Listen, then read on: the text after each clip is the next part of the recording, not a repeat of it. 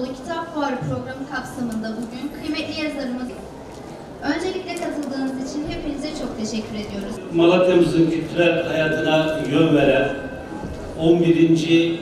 Malatya Anadolu Kitap Fuarı'nda sizlerle birlikte olmak ve onur konuğumuz Kemal Sağar hocamla birlikte olmak bizi ziyadesiyle memnun ediyor. Burada sürekli standlarda dolaşıyoruz. Gelen misafirlerle hemhal oluyoruz. Hakikaten aldığımız güzel intibalar var. Fuardan ciddi bir memnuniyet var. Bu yılki fuarımız Bir Kitap, Bin Umut temasıyla kitap dünyasında buluşturuyor bizler hepimizi. Malatya olarak biz sadece taş binalarla değil, düşünen, okuyan ve üreten insanlarıyla güçlü bir şekil olmayı hedefliyoruz. Bu fuarda işte hedefin en güzel yansımalarından biri. Kitap ve kültür fuarımızda düzenlenen etkinlikleri ve sahip olduğu alan bakımından Türkiye'nin en büyük kitap fuarları arasında yerini almayı başarmıştır. Yüzlerce yazarımızla buluştuk. Yüzlerce yayın evimizde bir araya geldik. Keyifli bir fuar geçirdiğimiz kanaatindeyim. İnşallah bu fuarı gittikçe üzerine bir şeyler bina ederek geliştirmeye çalışıyoruz ve daha da geliştireceğiz inşallah. Malatya'mızın bu tür etkinliklere çok büyük ihtiyacı olduğunu bilincindeyim. Farkındaysanız geldiğimiz günden beri sadece Malatya'nın yeniden yapılanması, yeniden inşası değil, elbette ki en önemli yaptığımız iş buydu. Malatya'nın yeniden inşası bizim birinci önceliğimizdir ama Malatya'nın normalleşmesi adına da bu tür etkinlikleri gerek işte festivallerimiz, fuarlarımız bunları ihmal etmedik. Geçen sene 10. kitap fuarını düzenledik. Bu sene biraz daha özen gösterdik. İnşallah önümüzdeki yıllarda daha kusursuz, güzel fuarlar geçirmeyi hedefliyoruz. Gençlik Politikaları Kurulu üyesi. Çok büyük mutluluk yaşıyorum. 11. Anadolu Kitap Fuarı'nda Malatya'da sizlerle birlikte olmak benim için de çok büyük bir onur. 11. Anadolu Kitap Fuarı'nda birçok yazarımız, birçok okuyucuyla buluştu.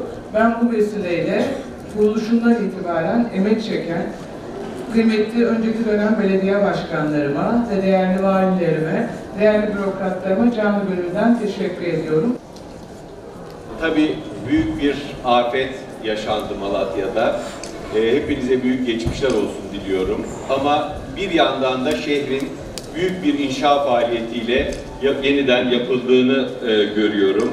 Büyük bir inşa faaliyeti görüyorum. Şehir aslında kalp. Yani bir şehre varmak, bir kalbe varmak demek. Bir kalbin kapısını yapmak demek. İnşa ederken inşa olunmak demek. Şimdi bu kitap fuarı, bu muazzam inşa faaliyetiyle çok yakışmış Sayın Başkan. Neden?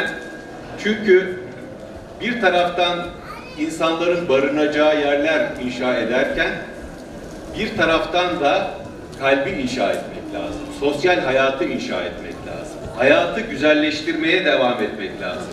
En temel meselelerimizden bir tanesi özellikle yaz dönemlerinde hayata kaldığımız yerden devam etmeyi başarabilmektir. Bir şehri kaybetmek de yazdır. O bakımdan hayatın devam ettiği her şey fevkalade önemlidir. Yani takıldığımız yerde takılıp kalmamak, tıkandığımız yerde tıkanıp kalmamak, hayatı akıtmak.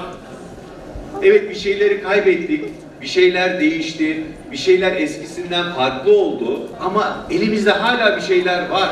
Geleceği biz gayret edersek bugünden daha güzel kurabiliriz. İşte bu ümitle, bu umutla insan yaz döneminden çıkar.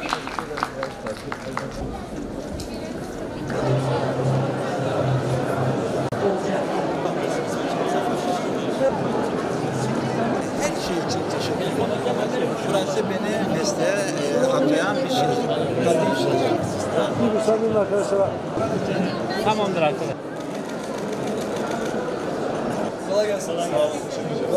Gayet hoş bir hikaye olmuş. Evet. Kolay gelsin. Sizi tebrik ediyoruz. Allah razı olsun. Bu zor günlerde memlekette böyle güzellikler yaşadınız. Bunlar daha ziyade şey mi? Nasıl olur? Roman öykü. Başka. Bir iki kitap al. Kitap alırsınız. Konuşuyoruz değil mi?